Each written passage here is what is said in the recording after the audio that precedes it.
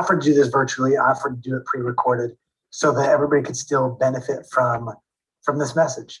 I believe that regardless of what healthcare profession you are in or you're going into, these principles I'm going to talk about apply. The things that I teach center and are focused so much around the consumer, the patient, that it can be applied to any specialty that you're in. Because I believe that it is a patient-driven market. It's a consumer-driven market. People now are educated more than they ever have before about different things within our professions. And the more we can open up those lines of communication, the more we can connect with them, the more success we're going to have and the more people we're going to be able to serve. So while this presentation is kind of tailored more to smile design secrets, cosmetic dentistry, the things that I do, you're going to see there's woven in there, there's a lot of different principles on customer service, serving patients at the highest level, listening to what it is that they want and being able to get that to them. Before I dive in, this is who I am. I have built my brand to be a dentist that focuses primarily on cosmetic dentistry. And a lot of that has been because of my presence in the social media space. But before that, I was practicing dentist for about 14 years, just doing day-to-day general dentistry. And about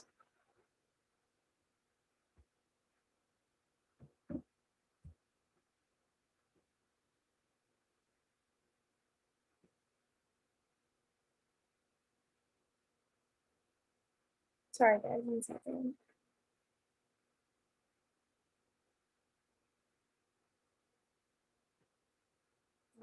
I will try to refresh this and then start playing it again. Just give me 1 second.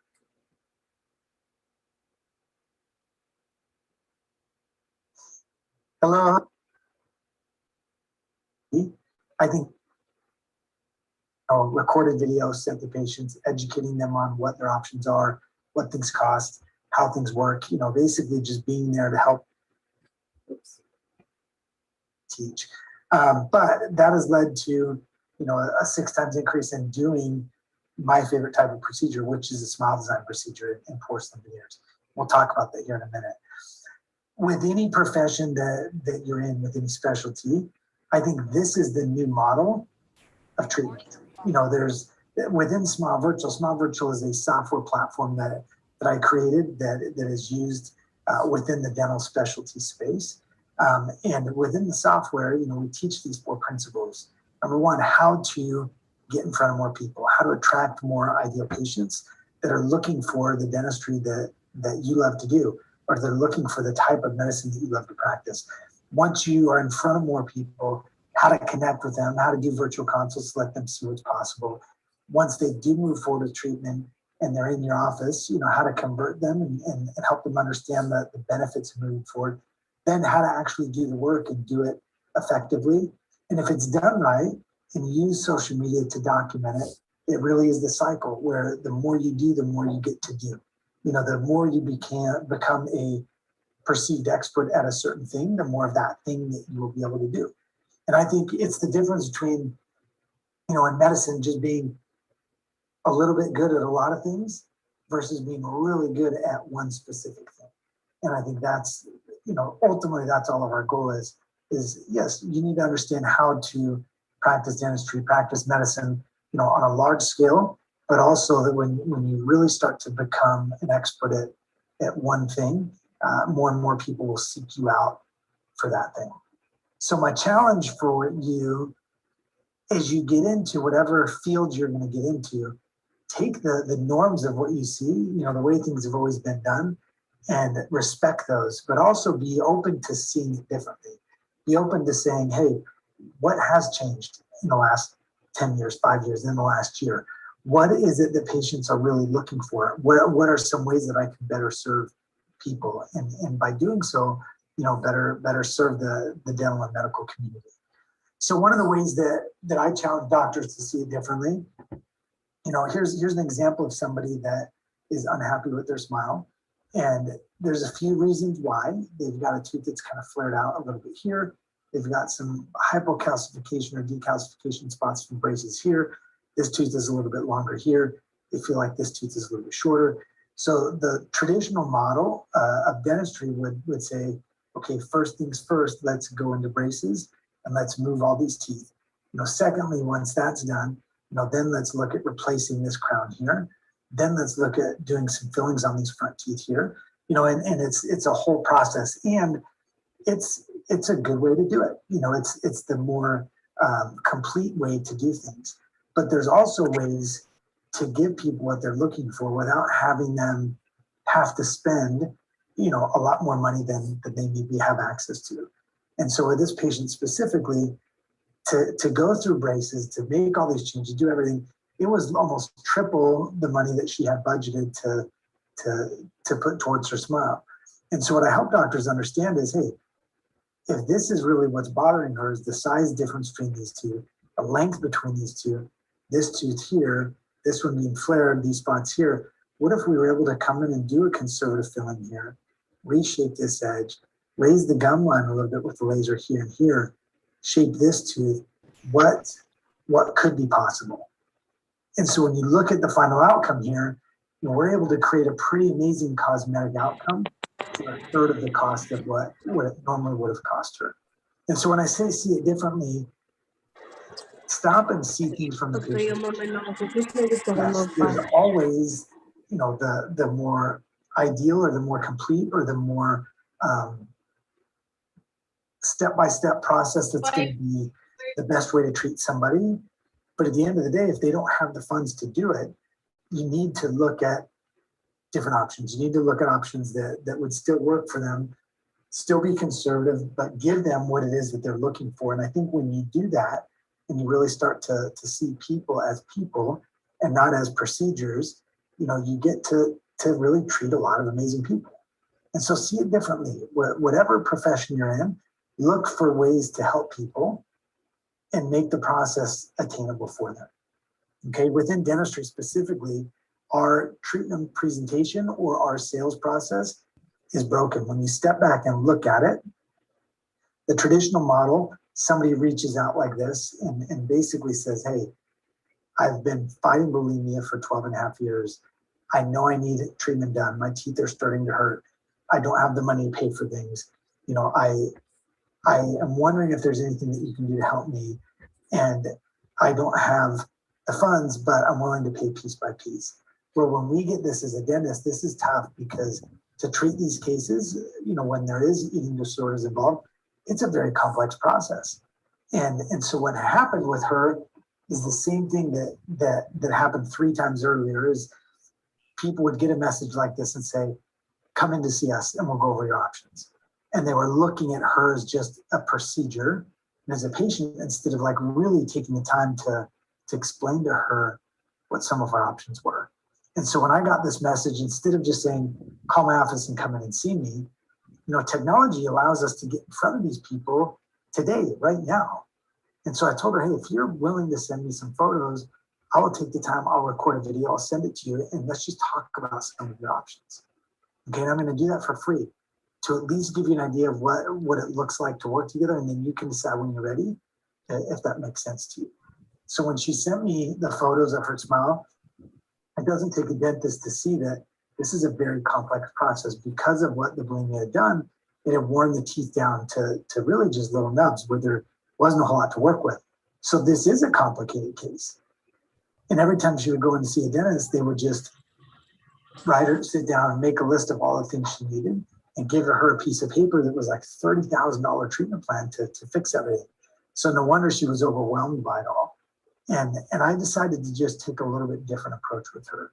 Instead of send her through this sales cycle where, all the advertising dollars, all the marketing we do, we send you a phone call, and the phone call needs to be answered by one of our team members. And then the patient needs to show up and not get called in to work or get sick or have a car breakdown or bad weather. Once they're there, now, the doctor has to connect with them, figure out what it is they want, go through all their different options, present all these options on a piece of paper, totaling $30,000, $40,000 sometimes, and then just send them home to explain that to their spouse, it's a very inefficient way to do things. So from a business standpoint, 30 to 50% of these people end up moving forward with treatment. That's a failure. When you have when you have, 50 to 70% of people that pay money to come and see you for a consult, that they want your services, and then they go home and do nothing because they're confused. To me, that's a failure. It's failure to help people that really, really need it. And the three things that everybody wants to know, which are, how much is it going to cost? Who do I trust? What's the process? We make them jump through all of those hoops first before we answer those questions. So one of my favorite things is confused consumers do nothing. If you are in the business of healthcare, there's also a business component to it, which there isn't just about any side of healthcare. There's always the elective procedures that can be done within healthcare. Confused consumers do nothing. If patients don't know what's possible, or if they're confused about their options, most of the time they'll end up doing nothing. And so going back to what I mentioned before, this is true for every profession. Can you help me? What are my options? My challenge to you is to look at doing things a different way. Look at getting in front of people first, sharing with them who you are, what you do, a rough idea of what things could cost, then invite them to come in and see you. What happens then is by the time they're actually there, trust has been built. They have an idea of what their options are. They have a ballpark on what their budget is. But this is a video that can be watched by a spouse, a parent, a grandparent, and you get total buy-in from those that are supporting and surrounding and helping your patients. Okay, most people don't make financial decisions alone. Most people make financial decisions with somebody else. So using video to get in front of those co-financial decision makers is important. And it's the way that you're going to be able to truly help more people. I don't want you to confuse this with, this isn't a conversation about money or sales. It's really just a conversation about communication. How do you get in front of more people to communicate what it is that your patients really need? Okay, so now using the Smile virtual platform, I can get in front of Alexa and say, hey, Alexa, I can help you. I know you've been to a few other consults and I know you're confused, but I have a solution for you, and I would love to share that with you. Here's what I'm thinking we could do. Here's some people just like you that went through the process that I was able to help. Here's roughly what it's going to cost. Here's the different ways to pay for it and to finance it. And here's the next steps to get started. So when you're ready, just know that I'm here for you. And the next step would be come in, meet me in person, and we can go over things in more detail. Okay, see the difference there? Now, one is somebody's coming into a consult appointment in your office completely blind. They don't know who you are. They don't know what you do. They have no idea what things cost. They have no idea what their options are. And so they end up most of the time doing nothing. When now you can get in front of them and share all of that with them before they ever come in. So by the time they're actually in their chair, now you can have a real conversation about what you can do to help them out. So what's amazing for me to see is somebody that fought bulimia for 12 and a half years to now be in remission and be healed and have teeth that look amazing and have a smile that she absolutely loves. It's not about the teeth. It's not about how we did it. It's not about how many veneers or crowns we used to do it. It's about people. And you've heard me already say a few times, stop looking at it as procedures or patients. It's people. When you can really step up and help more people, you're going to win yourself too, both in business and your professional success, as a healthcare professional.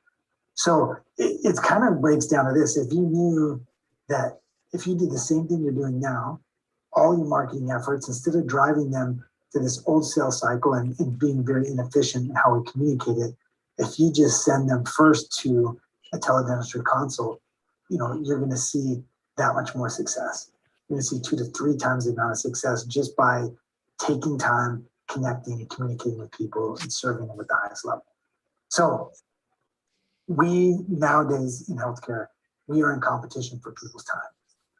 And we can reach significantly more people and serve significantly more people if we look for ways to save them time. Okay. This next section I call show, don't tell. And this is one that you'll understand more for those that get into dentistry, but it has to do with the traditional treatment planning process. Patient comes in wanting something to improve their smile, wanting something to improve the overall health of their teeth. And we get into this mode of just clinical knowledge only and logical treatment planning saying that there's a cracked tooth, there's a broken tooth here. you need to do this. And we make down lists of procedures. And I believe in first showing people what's possible with their smile and then talking about the details. Because once they see the benefit of them moving forward, once they see how it truly can help them, then you have plenty of time to figure out the details. But if you overwhelm them with details first, and it's all just logical knowledge where they don't ever get to really feel the benefit of working with you, you know, it's different. And so here's something that I do that's called the Smile Test Drive. For those that get into dentistry and specifically cosmetic dentistry, is a fantastic tool of communicating with patients. This is Alexa. After she had that virtual consult, she was able to show it to her spouse, her parents, her grandparents. They were able to give her enough funds for her to move forward and do treatment. And so the first thing that I did when she came in, instead of making it all about the procedures, making the list, I just asked her, hey, Alexa, would it be helpful if I took about 30 minutes and let you see what things are going to look like if we do work together? And then once we do that, then we can talk about the logistics and how we make that work. Okay, and so this is what the Smile Test Drive is. It's using a flowable composite resin to build up on top of the teeth and show her what her new smile could look like. You know, it's a way to connect and communicate with people and show them the possibilities, then have a conversation about, you know, the details and how it works and the timeline and all that good stuff. And so the lesson here is, you know, emotional communication versus logical. You know, let's use a separate example, LASIK eye surgery. Let's say you get into ophthalmology, optometry. You know, you can talk all about doing the surgery and what it does to the retina and how it allows people to see better, or you can speak to, hey, what does that look like when you can wake up in the middle of the night and not have to put your glasses on? What does it look like to be able to get in front of the camera and smile and not be self-conscious of your glasses? Like, let's go through that first. And then once you see that, now let's talk about how the process works. So really connecting and communicating with people. Look at what can be done in 30 minutes. Alexa walks in like this, and within 30 minutes, I'm able to show her what that new smile could look like. Okay, check this out here. You know, now it's like she just watches her life transform right before her very eyes in 30 minutes of, this is what things could look like if you decided you wanted to move forward with this procedure. Now we just got to figure out the details and figure out how to make it work.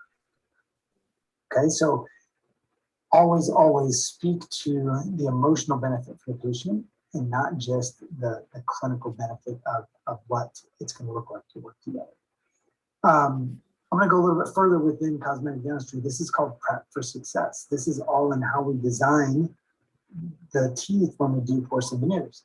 So this is maybe kind of crazy for you to see, but this is how the process works. Sometimes we can do it without having to prep away any tooth. People have really small teeth, they have spaces. We can go and put a porcelain veneer right over the front. Sometimes we need to take away a little bit more tooth to make room for that veneer. And sometimes we need to make spaces in between the teeth to get that veneer, that crown to fit on top of the tooth. And so porcelain veneers can be used for both cosmetic purposes and for health purposes, depending on what it is that the patient wants. And so this is a great example of somebody had some cavities between the teeth, you know, discolored teeth over time, older crowns, just work that needed to be redone. But overall, she's got a great smile. There's not anything major that she needs to have done. But this allows us to go in and design the teeth now for these veneers that can go on top of the tooth, make things stronger in certain areas, fix the old cavities, and improve things from a cosmetic standpoint. Okay, that's what it looks like, kind of looking straight on. So this is a fairly conservative prep design where we're designing the teeth, but we're not having to go and grind away more tooth than necessary. Okay, once that part's done, then you are going to put them in a temporary to allow them to test out the new look and make sure they love it. So this is an example of old porcelain veneers that were taken off. We then raise the gum line a little bit and we put temporary veneers in place. When that's done, you can see as I toggle back and forth, the gum line's improved, the shape of the teeth is improved. They don't look so long, but when you look at it, you see still, it doesn't take the dentist to see this, but this tooth's a little bit wider than this one. there's still a little bit of a gap here. So there's things that still need to be changed. And so getting a photo of them in their temporaries on this next day is really helpful, because then I can take this and say, okay, we're close, but we need to open this up. We need to make things tighter. We need to make certain changes to their smile. And so once I have that photo, I can communicate it to my ceramics so that the final product looks better than the temporary design. Okay, so this is, from here to here, it's about a 1 week difference. And what happens is now as I'm making the final porcelain, I can say, okay, let's make this tooth a little bit wider. Let's close up these spaces. Let's get things to look as good as they possibly can. Okay, temporaries tell all. When designing a new smile, having a photo of the patient in their temporary veneers will give you a better view and a better idea of what the finals could look like. And so then when you go to choose the right material for patients, now you can choose something that's going to look good on them. Emax is a material that we use in dentistry that is really pretty, and it's going to be bright and it's going to be really strong. It has a little bit more lifelike look to it than, for example, something like Zircat Prime. Zircat Prime is super strong. You could run the stuff over with a Jeep and it's not going to break, but the trade-off is a little bit of aesthetics. See how this looks a little bit more opaque, a little bit brighter. In the Emax, you get a little bit more natural look, where in the Zircat Prime, you get strength, but now you also get something that doesn't look as natural. Okay, here's a great example of Emax in the wrong color, too much of a translucent porcelain, and replacing that with the same porcelain, just less translucent. It does a lot to the overall flow of the smile. So in the cosmetic dentistry space, it's all about listening to patients and what they want and helping give that to them. So hopefully you can see by now that really what I do in cosmetic dentistry is a lot more about meeting customer expectations, really figuring out what they want and then giving that to them. Also just making sure that all the work that we do is precise and it's accurate and it's as good as it can be so that it lasts a really, really long time. So I'm going to circle back now. We're going to kind of wrap things up with this idea of, okay, if we now know how to do better cosmetic dentistry, what can we do to create more trust and transparency with our patients? Social media is something that is completely changed all healthcare professions, in my opinion. And this is what we used to do in my office, is social media. It was more professional pictures, celebrating patients, team photos, just more of like feel-good stuff, right? That's social media. Now, social proof is different. That's this idea of, hey, here's who I am as a dentist. Here's the kind of work that I do. And here's people that I treat just like you. That's social proof. You can see it across so many industries, in the hair industry, interior design, lip fillers, and injectables, microblading eyebrows. These are all social media when it's used to show expertise or it's used to showcase the kind of work you can do. It can be very, very powerful. Remember that first slide I showed you? What was that? Cycle. Attract. First, know how to attract more ideal patients by posting things on social media and having them see, okay, this is what he does. He's really good at this. You're going to get more and more people that reach out. When they do reach out, use video to record virtual consultations so they're more prepared when they come in and see you. When they actually do come in and see you, use that smile test drive to let them see what the smile is going to actually look like. And then when it comes time to do the work, really, really focus on doing a good job. So this methodology works. I've taken it and I've implemented and mentored, hundreds of doctors all over the world on how to create your brand in a way so people see you as an expert in what you do. And first you need to be an expert. You need to do high quality work. But once you do that and once you have proof of that, then get out and share it with the world. My opinion is, it's almost like the best way to serve people without having to sell anything. It doesn't feel right sometimes to have to sell in healthcare. And so the best way to do that is just show people what you do. And when they do reach out, be willing to help them. Be willing to spend some time even for free and share with them what's possible. So when they do come in and see you, the trust is already there and they want to work for, or they want to move forward with treatment, they want to work with you.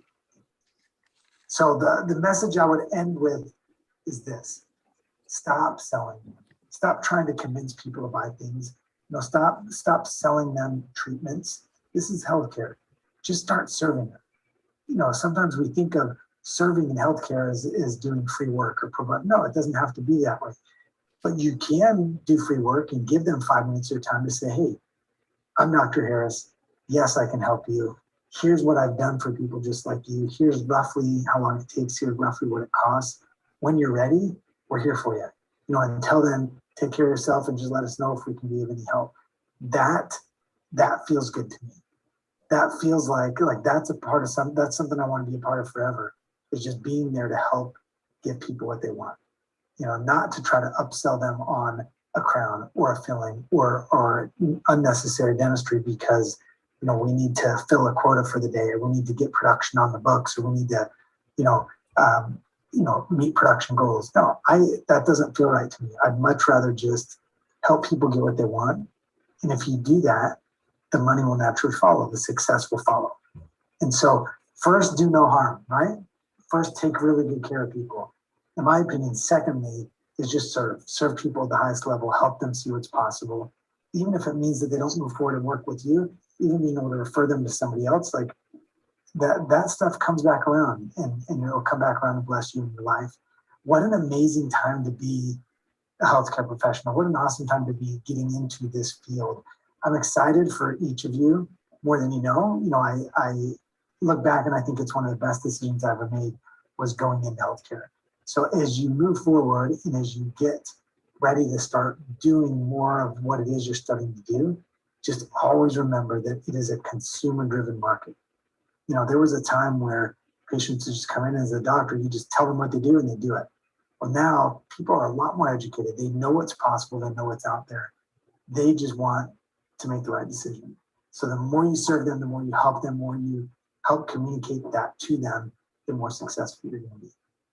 Okay, I hope that was helpful and at least allowing you to see a little bit about my profession and what I do. Best of luck to everybody watching this. Get out there, do good things, innovate, take good care of people. As you do, you're going to really learn to love your profession. And with that, I will leave you. Have a fantastic rest of the day, and keep learning. Never stop learning. Thank you. Bye.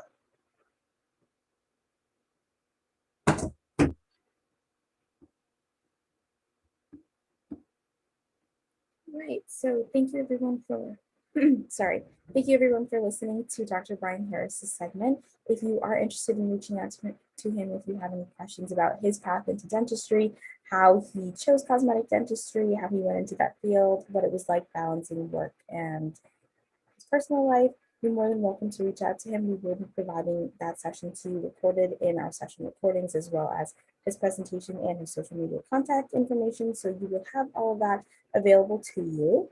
And now we're actually going to be transitioning into our Jeopardy. So Rebecca's presentation will be uploaded a little bit later.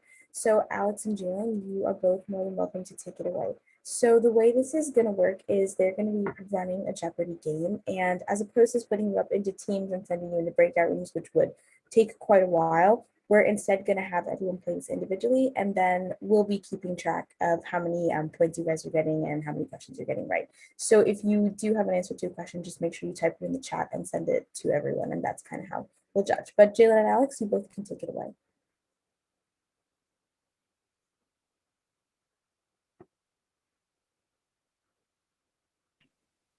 Hello guys, like Daviana said, you can write your answers in the chat. Alex is going to be picking a category, and whoever comes up with the first right answer will choose the next category. But you guys all are welcome to put your answers out in the chat, and I'll be reading them out and seeing who gets the right answer first. So we'll start. Alex, you can choose whichever category you want to start with. Sure. So to start off with, I think we'll play it safe. We'll go COVID-19 300 and start from there. So the first question is, what percentage of the world population is fully vaccinated? You guys can take a great educational guess. All right, I have 55%. Let's see, 30, 35, 44, 30, 49. Jeez. Okay, we're getting a lot in. Okay, I think we can see what the answer is. I'll see who's the closest. The answer is 10.2%. Wow. And also, this question might be a little outdated since everyone is getting the vaccine at different times. But let's see. Oh, we have 10%. I do see that one. Who said that?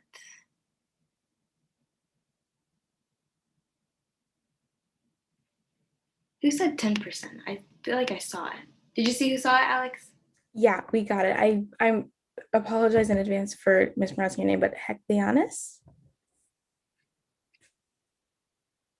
It was sent at 9:38. Okay. If you want to choose, oh, you pronounced it right. Good job. All right. If you want to choose the next category, you can just type it in the chat or you can say it out loud. It's up to you. Yeah, good job.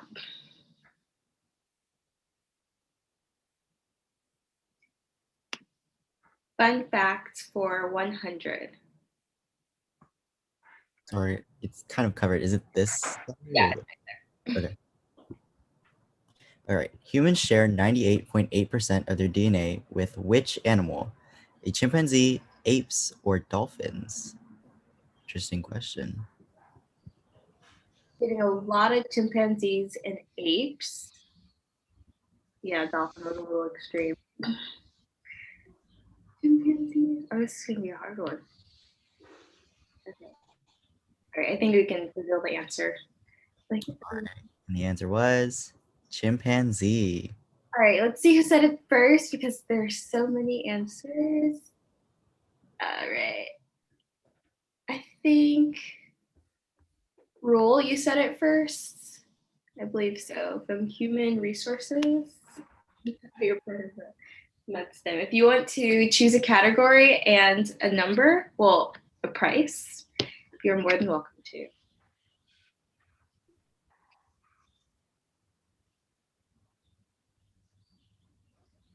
Surgical 200. That's what I got. All right. High blood pressure is also known as what? Hypertension. Go back to our diagnosing lab. Everyone's saying hypertension. Good job. All right. Okay, I think we can.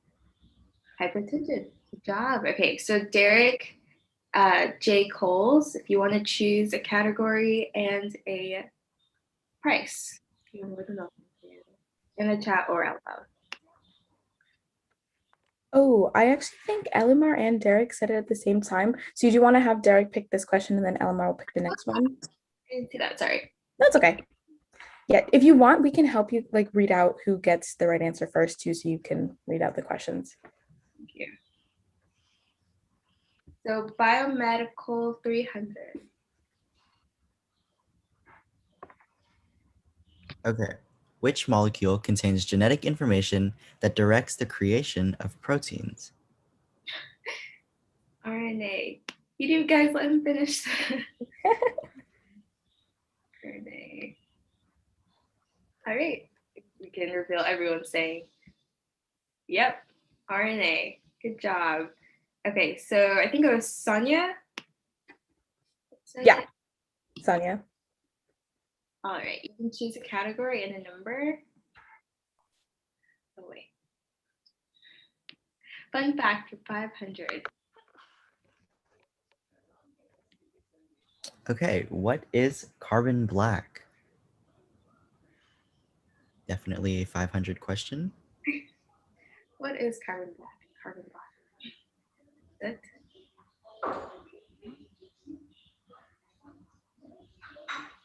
Just one answer for a color that you're not wrong. So,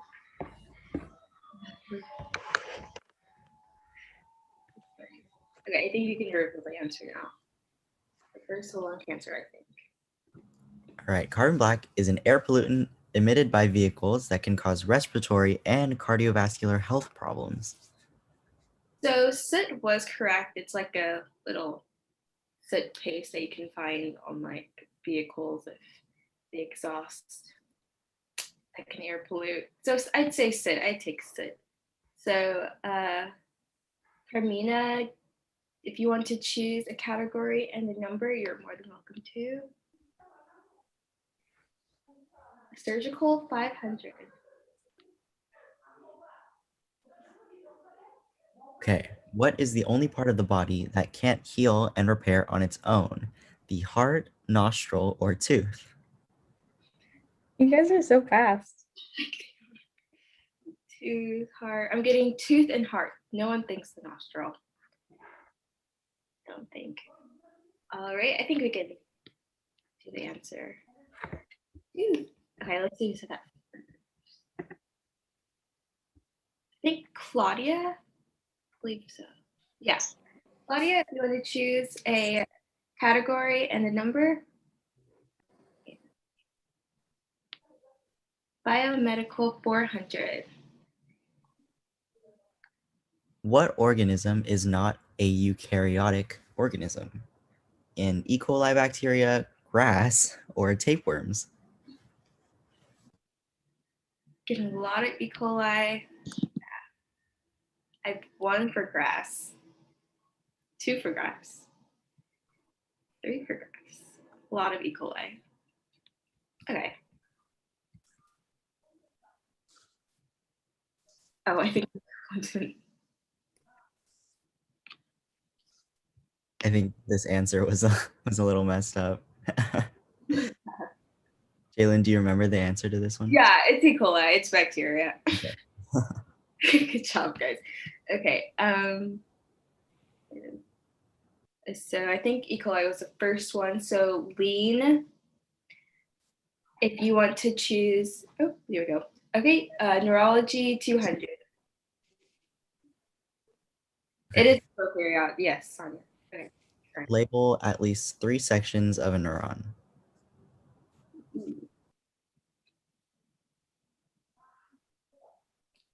Yes.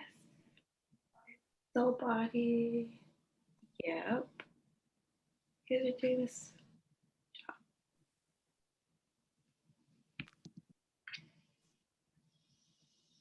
Oh wow. Okay. I think we can show the answer. All right. All right, we have choose from any of the following: cell body, nucleus, axon, dendrites, axon terminals, and myelin sheath. All right. So we have. Oh, there's a lot more. Marina, you said cell body, axon, and dendrites. So you said that first. So we're going to let you choose a category as well as a number. Neurology 400. Okay, how long can the brain survive without oxygenated blood? 7 minutes, 8 minutes, 6 minutes. Not very long, but it's true. 10 minutes.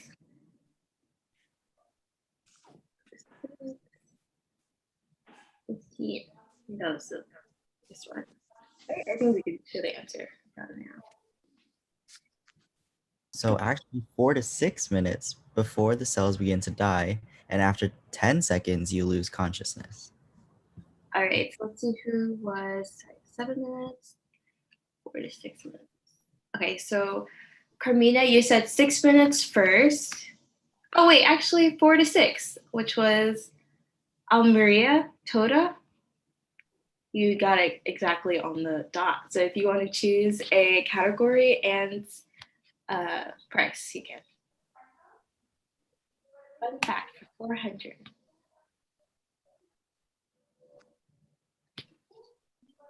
Okay, Marie Curie was instrumental in developing what as a therapeutic tool? X-rays, radium, everything, X-rays,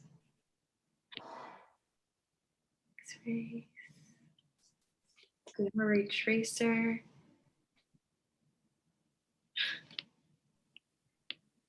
All right, I think we can choose the answer. Okay, and the correct answer was magnetic resonance imaging, or MRI. Ooh, no one said MRI. Oh, actually, you did. Okay. So Anita, if you want to choose a category and a price, you can. And then Dita, I think. Yes, said the name wrong. Thank you. Neurology 500. Okay. What area of the brain controls vision?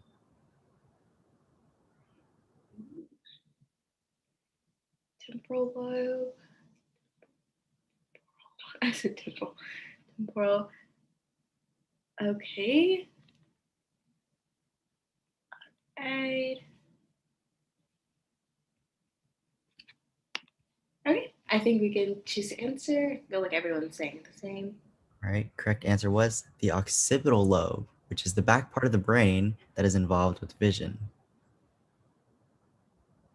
Occipital. Who said that first? Marina? Again? Yeah.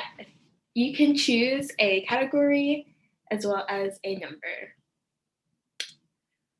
Pharmaceuticals, 100. All right. Our first pharmaceutical question. When was the first hospital pharmacy in America established? 1889, 1751, or 1895? I'm getting a lot of 1889s as well as 1751. 89.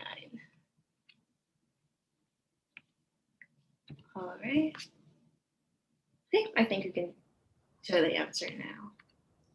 Okay, correct answer was the Pennsylvania Hospital was founded in 1751 in Philadelphia, Pennsylvania. I don't know why I put in Philadelphia. That's where Pennsylvania is. I think that was the first one. So, Carmenina. Wait, was that the first one or the second one? Oh, was it? Oh, it was the second one. Thank you. No worries.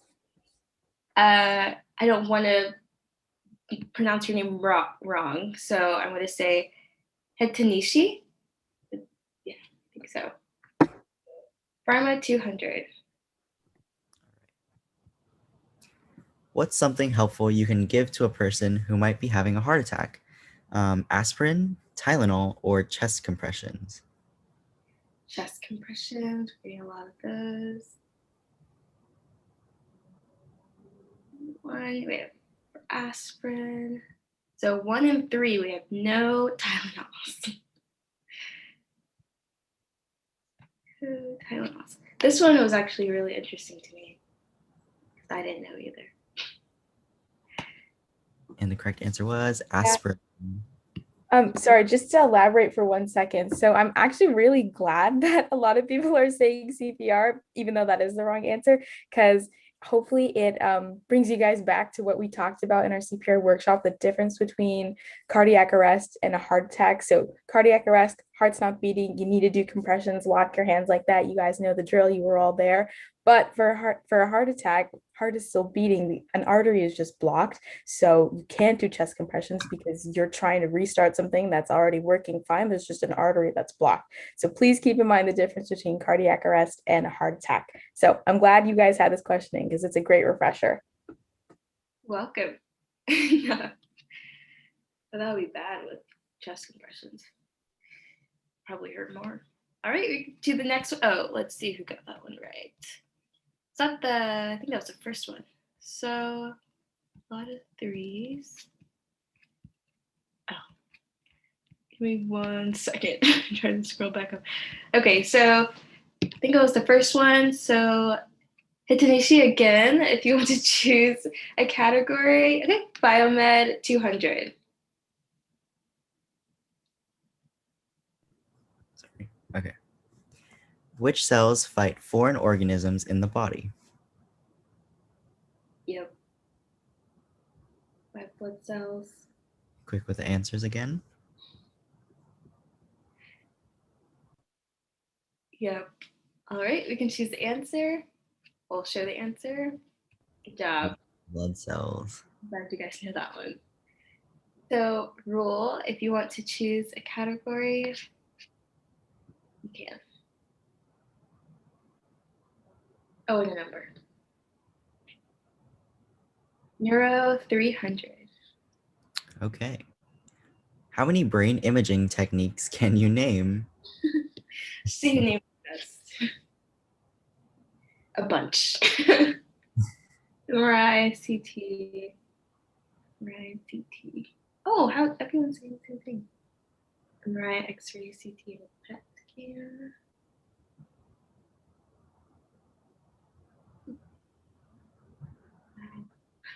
Two, three, four. Ultrasound. Okay, ready to reveal the answer? Okay. Oh, there's Yeah. a lot. So, we're just gonna- MRI, fMRI, DTI, PET scans, CT scans, all of that. I'll wow. spend a second. I'll take a second on the slides. Just okay. So 1, 2, 3, 4.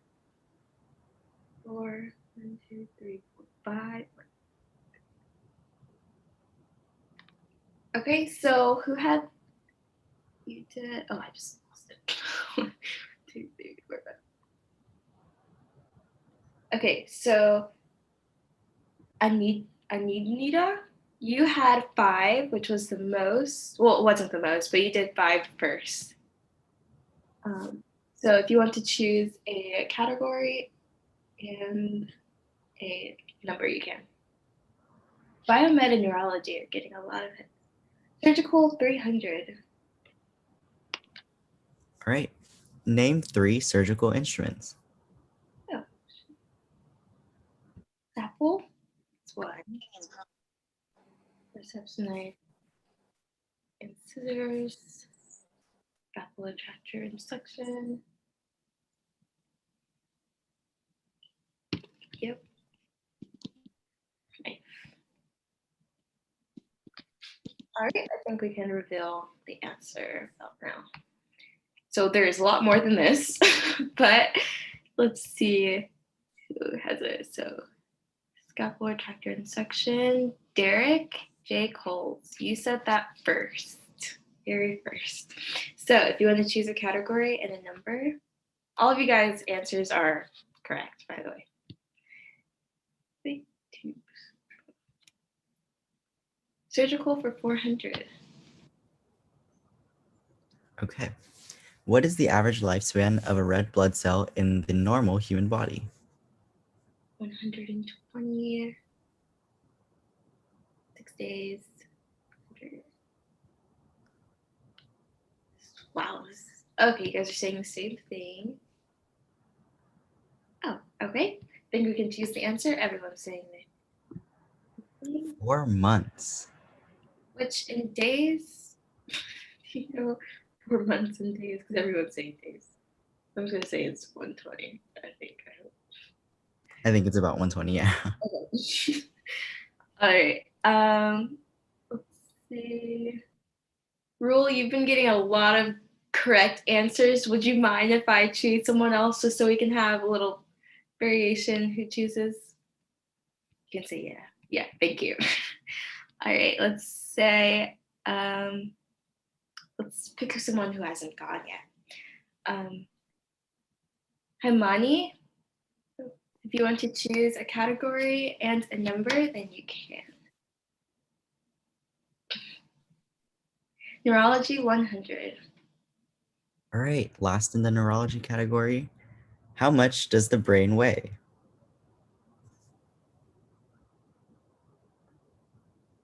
3 pounds.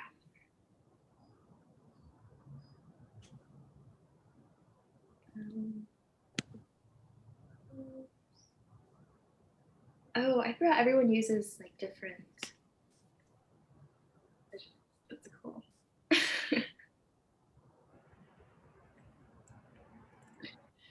Okay, and the answer is about 3 pounds, which I don't know in any other skill. Sorry, my American brain cannot convert. Mine can't either. It's just bad. So let's see. Oh, okay, we're still up. So Claudia, well, actually, INS. Does anyone from America know if INS is 3 pounds? We're just gonna guess it is. So Claudia, if you want to choose, no, it's okay. Sorry, I was like, I don't know. But if you want to choose a category and a number, then you're more than welcome to. COVID 500. I guess everyone's over COVID now.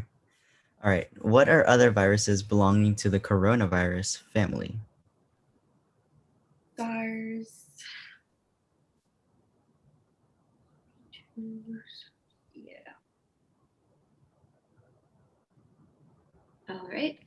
We can show the answer both now. Awesome. MERS and SARS. So someone said both answers. Mohammed, you said both answers. So if you want to choose a category and a number, then you're more welcome to. COVID 100. All right. Staying on COVID. True or false? COVID-19 has currently been detected on all 7 continents. False, true. Wow, you guys are typing so fast. I think we can choose, show the answer. Okay. The answer was false. According to the CDC, COVID-19 has been detected in Africa, the Americas, Europe, Asia, and Australia, but not Antarctica. Interesting. All right, so he said false first. Sonia. I'm guessing moving to. Yeah, I forgot about Antarctica too. Not gonna lie. Sonia, if you want to choose, all right, surgical 100. Okay, last in the surgical category. Which of your organs has stopped if you are experiencing a cardiac arrest? Yeah, that's pretty.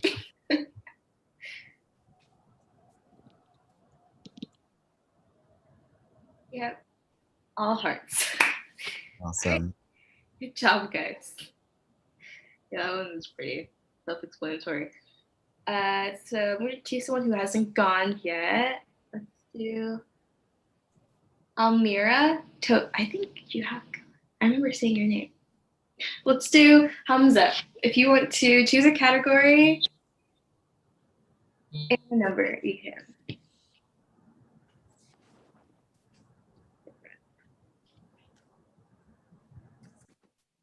Or someone else can.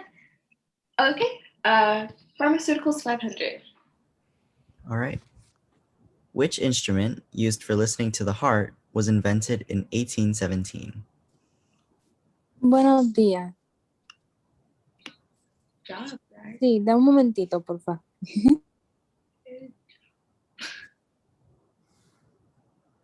Reading lots. Okay. I think we can choose the answer now. Everyone's saying. All right. Stethoscope. Okay, let's see who said that first. Let's see. Amia. I think. Yeah. Thank you. If you want to choose a category and a number, then you can.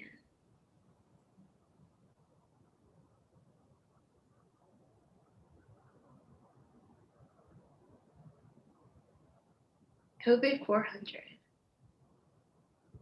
Okay, so what does COVID-19 stand for?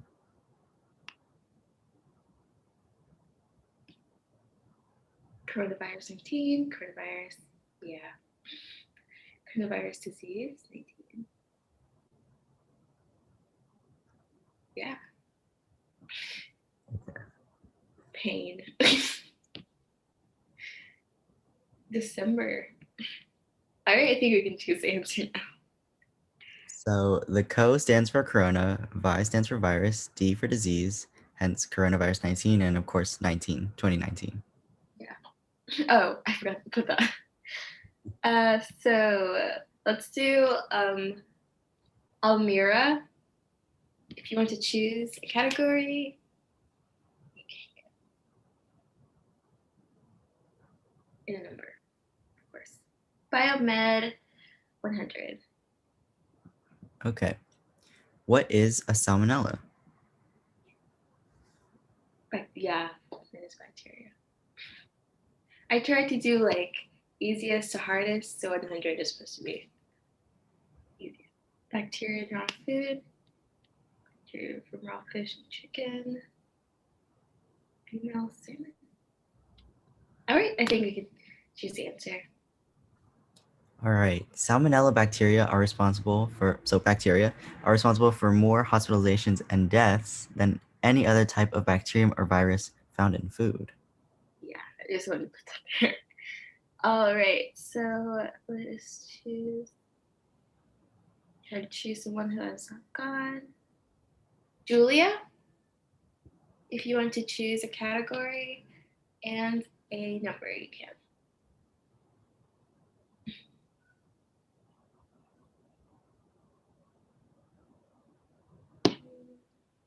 Pharmaceuticals 400. Okay. The world's successful vaccine was for which disease? Polio.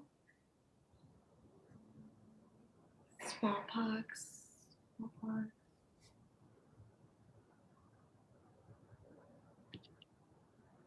All right, I think we can choose answer. All right, and it was for smallpox. Introduced by Edward Jenner in 1796, it was the first vaccine to be developed. So, Austin, if you want to choose a category, you can. Big box. I hope big pox does not exist.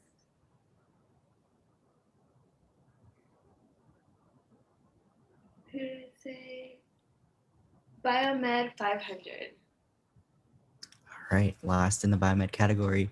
True or false? When lightning hits a tree, the water inside the tree boils and expands, blowing the tree apart. What was it? True, true, yes. I think we have like 2 falses. True. All right, I think we can choose. I don't know how this is biomed. The answer is true.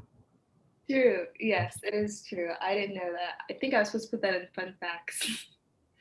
All right, let's see. Angelica, you can choose a category and a number. COVID 200. Okay, clearing out COVID. How many vaccine candidates for COVID-19 have been proposed? 5, 7, 19.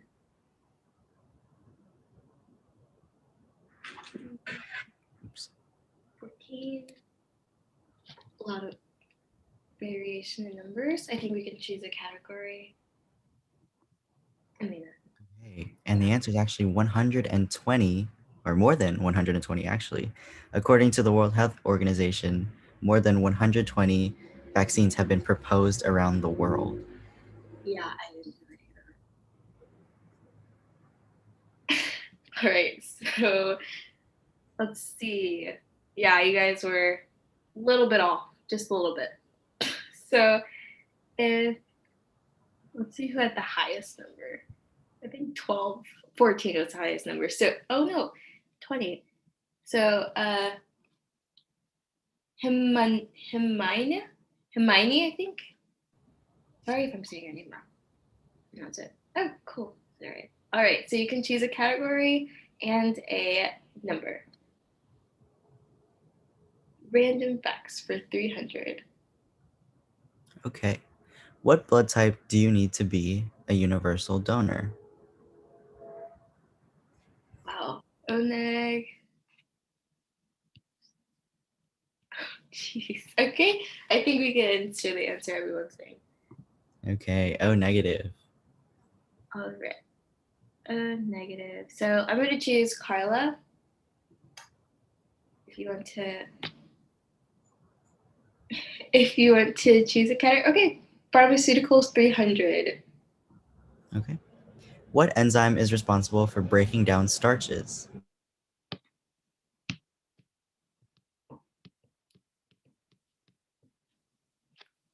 I'm glad you guys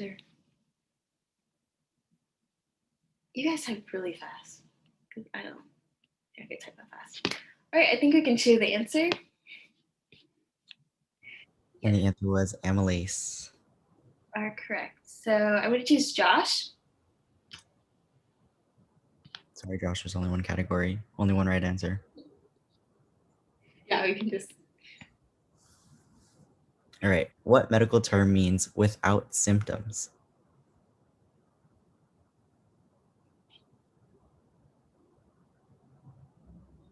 You guys are going to be great in the future. You guys are so fast. All right. So I think we can choose the answer. And the answer was asymptomatic. I know they are getting the answers in like seconds. We don't need to finish the question. All right. So you guys did a great job. Thank you for participating with us in our Jeopardy. We really hope you guys learned something new every day and with us. Thank you. I'm glad it was fun. I'll hand it over to Divya. Yeah, awesome. Thank you all for playing. Did not expect everyone to get all of the answers in 0.02 seconds, but it's very impressive that you all did. Very fast typers, and you all know a lot about the medical field, so you should all be proud of yourself. And even if you didn't get as many questions right, that's totally fine because it's a learning experience. So we hope that you walk away learning at least a couple of things. So with that, we are going to wrap up for today. We're live on YouTube, so if you missed something, you can go back, watch the recording. It'll also be posted in our session resources. And like we said, there is no homework after today. So I'm going to repeat that. There's no homework after today. Please just make sure you finish up sessions 1, 2, and 3, your homework from last week. But again, no homework today. We will see you here tomorrow for session 4.5, our kind of midway session. It's our joint partnership with Med School Coach, so it's just straight shadowing. It's at 6:30 p.m. Eastern Daylight Time, so we'll see you then. And if we don't see you then we'll see you this Thursday, I believe, for our next session. But I could be a little bit incorrect, so we'll be sure to send out the right information in our announcement after the session. But with that, we'll stick around if you have any questions, but you are more than welcome to head out now. We'll see you later, and we hope you enjoyed today. I love how everyone's making future plans to Antarctica in the chat right now. Yeah.